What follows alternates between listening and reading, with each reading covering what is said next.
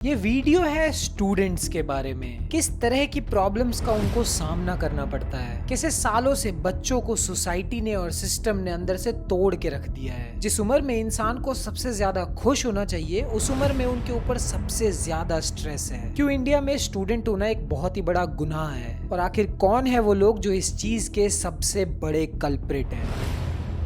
ये है मेरे पास एक 10th क्लास का एकेडमिक प्लान जो कि ऑलमोस्ट हर स्कूल में यूज होता है। इस प्लान के हिसाब से अप्रैल में ऑलमोस्ट हर स्कूल का एकेडमिक ईयर शुरू होता है। इस मंथ में शुरुआती चैप्टर्स को कवर कराया जाता है और ऑलमोस्ट इसी मंथ के एंड तक वीकली टेस्ट शुरू भी हो जाते हैं। मई तक आते आते स्कूल में टेस्ट भी चल रहे होते हैं, साथ ही साथ आगे के चैप्टर्स भी कवर कराए जा रहे होते हैं। अब इसके बाद कई स्कूल्स में समर वेकेशन दिया जाता है, जो कि बहुत अच्छी बात है। पर इस समर वेकेशन में भी हर सब्जेक्ट से हॉलीडे होमवर्क दिया जाता है, जो हॉलीडे होमवर्क स्कूल खुलने के बाद सबमिट भी करना होता है। अब यहाँ ब्रेक लेके किसी भी स्टूडेंट का पूरे दिन का टाइम टेबल देख लेते हैं। ये हो सकता है किसी स्टूडेंट के लिए थोड़ा बहुत चेंज हो, बट ज्यादातर केस में ये चीज मैच कर ही जाएगी। जैसे अगर किसी भी बच्चे के स्कूल की बात करें तो वो 7 बजे से 1:30 बजे तक का स्कूल होता है। अब इस स्कूल को अटेंड करने के लिए उन्हें 6 बजे तो मिनिमम उठना ही पड़ेगा।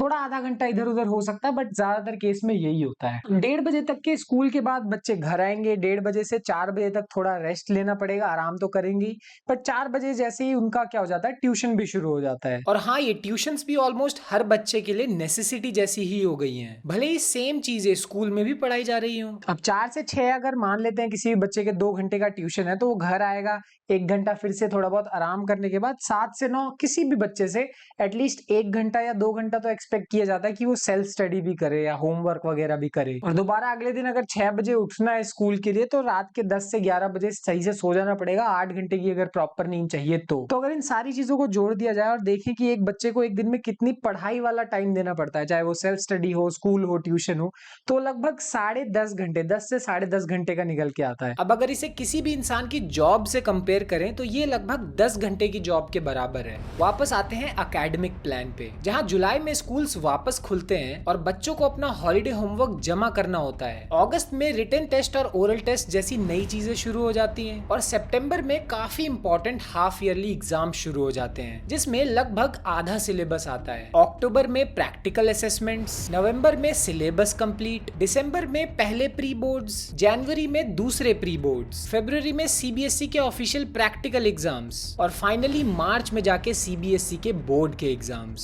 सोचने वाली बात यह है कि क्या एक 10th क्लास के बच्चे के ऊपर साल के हर महीने टेस्ट्स और असाइनमेंट्स जैसी चीजों का बोझ डालना सही है? अब जब बच्चे 10th क्लास में होते हैं तो टीचर्स, पेरेंट्स, आसपास के जितने भी लोग हैं, सब एक बात जरूर बोलते हैं कि बस एक बार 10th कर लो, उसके बाद तो मजे ही मजे। तो ठीक है, जरा बात कर लेते हैं 11th ग्रेड की। ये है 10th क्लास की साइंस की किताब, जिसमें 13 चैप्टर्स हैं और लगभग 219 पेजेस हैं। और ये है 11th क्लास की बुक। अगर आप इसे 10th क्लास की बुक से कंपेयर करो तो दिखने में लगता है दोनों सेम ही साइज की तो है, कोई ज्यादा बड़ा डिफरेंस है नहीं। पर ये सिर्फ और सिर्फ फिजिक्स की बुक है, उसका भी वॉल्यूम 1, यानी physics volume 1, physics volume 2, chemistry volume 1, chemistry volume 2 और बायोलॉजी। जिनके पास बायोलॉजी नहीं है उनके पास मैथ्स है, और वहां की कहानी भी ऑलमोस्ट सेम ही है। और कई केसेस तो ऐसे भी होते हैं जहां बच्चों के पास बायोलॉजी भी है और मैथ्स भी है। यानी ये है साइंस की 10th की किताब और ये है 11th क्लास की पूरी साइंस। अगर नंबर ऑफ पेजेस के हिसाब से जंप देखें तो ये जंप ऑलमोस्ट 350% का है। ये लिटरल सेंस में बच्चों को किताबों के बोझ के नीचे मारने वाली बात है। अब 11th से 12th में जो ट्रांजिशन होता है वो ऑलमोस्ट सेम ही होता है, पर 12th पास करने के बाद हर बच्चे को एक कॉम्पिटिटिव एग्जाम में बैठना होता है। जैसे पीसीएम वालों को आईआईटी जेईई का एग्जाम, पीसीबी वालों के लिए नीट का एग्जाम, कॉमर्स वालों के लिए सीए का एग्जाम और ह्यूमैनिटीज वालों के लिए लॉ और सिविल सर्विसेज का एग्जाम। और ये एग्जाम्स कितने ब्रूटल हैं, इसके कुछ एग्जांपल्स लेते हैं। सबसे पहले जेईई का एग्जाम। इस एग्जाम को ऑलमोस्ट 15 लाख बच्चे देते हैं, पर आईआईटी में सीट सिर्फ और सिर्फ 17,000 ही है। उसमें भी 1000 रैंक होने पे भी सीएसई जैसी ब्रांच आपको टॉप कॉलेजेस में नहीं मिलती, यानी सिलेक्शन रेट 1% से भी नीचे आ जाता है। इसके बाद नीट का एग्जाम, जिसे ऑलमोस्ट 24 लाख बच्चे देते हैं और एमबीबीएस की सीट सिर्फ और सिर्फ 50,000 ही है। अगर हम गवर्नमेंट गवर्नमेंट कॉलेजेस की बात करें तो इन गवर्नमेंट कॉलेजेस में एडमिशन लेने के लिए स्कोर आपका 700 से भी ज्यादा होना चाहिए, 720 में से। कई स्टूडेंट्स को 3 से 5 साल का ड्रॉप लेना पड़ता है इस एग्जाम को निकालने के लिए। यहाँ एक और चीज ध्यान रखने वाली बात है कि ये सब स्टूडेंट्स की लाइफ में तब हो रहा है जब वो 17 से 18 साल के हैं। हाइपोथेटिकली जो टाइम बच्चों के लिए सबसे ज्यादा इंजॉयबल, सबसे ज्यादा एंटरटेनिंग होना चाहिए, उसी टाइम पे ऐसे एग्जाम्स का उनके ऊपर प्रेशर होता है। कुछ और भी एग्जाम्स हैं जैसे CUET, जिसमें बच्चों को ऑलमोस्ट फुल मार्क्स लाने होते हैं। 99 परसेंटाइल पे भी अपने मन का कॉलेज नहीं मिलता। और CA का एग्जाम जो कि 3 लेवल्स में होता है और इसे कंप्लीट करने में ही ऑलमोस्ट 5 साल का समय लग जाता है। पर इन सारे एग्जाम्स में सबसे टफ और सबसे ब्रूटल है UPSC, सबसे मुश्किल एग्जाम्स में से आता है। इसका सिर्फ सिलेबस ही लगभग 150 पेजेस का है। इन एग्जाम्स में एक चीज होती है जिसको कहा जाता है नॉन स्टैटिक, यानी ये किसी को भी नहीं पता कि ये सवाल कहां से आएगा। जितनी भी नई चीजें हो रही हैं जैसे governance, international relations, budget, RBI policies, economic surveys, government schemes,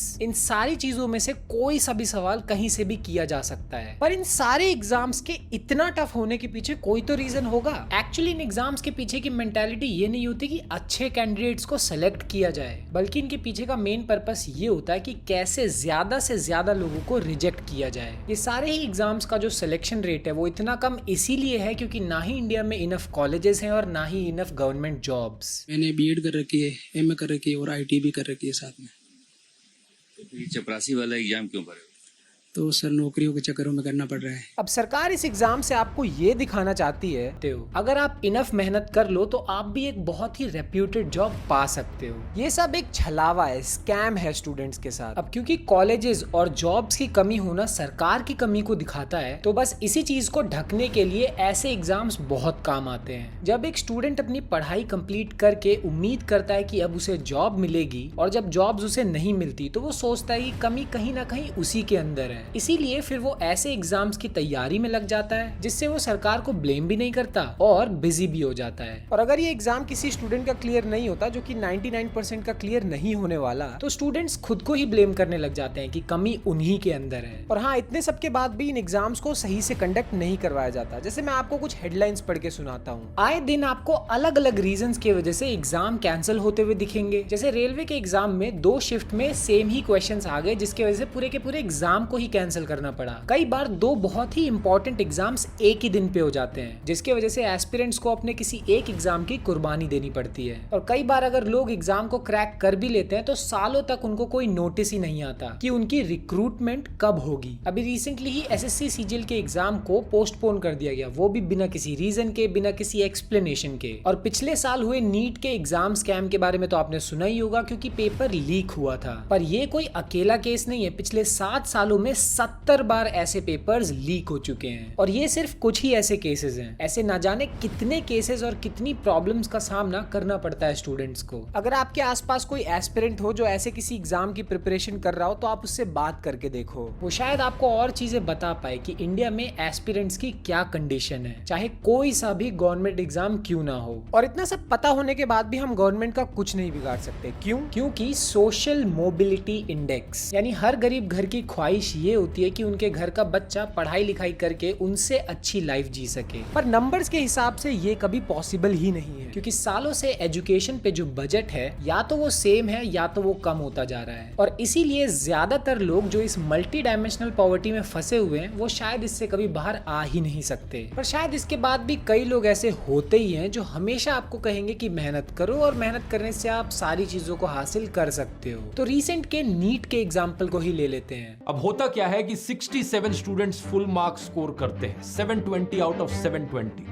सबके सबको ऑल इंडिया रैंक 1 मिल जाती है। यहाँ मेहनत का तो कोई लेना देना ही नहीं है, ये बात क्लियर है कि कुछ टॉपर्स ने स्कैम किया था। तो जिन बच्चों ने सही में मेहनत की थी उसका क्या। साथ ही जो एग्जाम सब्जेक्टिव होते हैं जिसमें अपने आंसर्स को आपको लिखना पड़ता है, उसमें ये फैक्टर बहुत ही इंपॉर्टेंट होता है कि आपकी कॉपी को चेक कौन कर रहा है। उस चेकर का अगर मूड खराब हुआ तो वो जहाँ चाहे आपके मार्क्स काट सकता है। और कुछ ऐसे एग्जाम्स जहाँ इंटरव्यू की बहुत वैल्यू होती है, वहाँ आपका गुड लुकिंग होना भी बहुत ज्यादा जरूरी जरूरी है। अब ये मेरा पर्सनल ओपिनियन है, इसमें मैं गलत भी हो सकता हूँ, क्योंकि कौन सुंदर है कौन हैंडसम है ये देखने वाले पे भी डिपेंड करता है। पर आप यूपीएससी के टॉपर्स के बारे में सर्च करो, आपको हार्डली ही कोई नॉन गुड लुकिंग इंसान इस लिस्ट में मिलेगा। और इंटरव्यू लेने वालों ने भी ये बात एक्सेप्ट की है कि अगर कोई सुंदर महिला इंटरव्यू देने आ जाती है तो उसके अच्छे मार्क्स आने के चांसेस बहुत बढ़ जाते हैं। इसीलिए ऐसे एग्जाम्स में लक की बहुत ज्यादा वैल्यू होती है, वो चाहे लक लुक्स का हो या प्रिविलेज का हो। 12th फेल मूवी में जो इंटरव्यू दिखाया गया है, अगर वैसा इंटरव्यू आप रियलिटी में दे के आ जाओ तो आपके सिलेक्शन के चांसेस बहुत ही कम हो जाएंगे।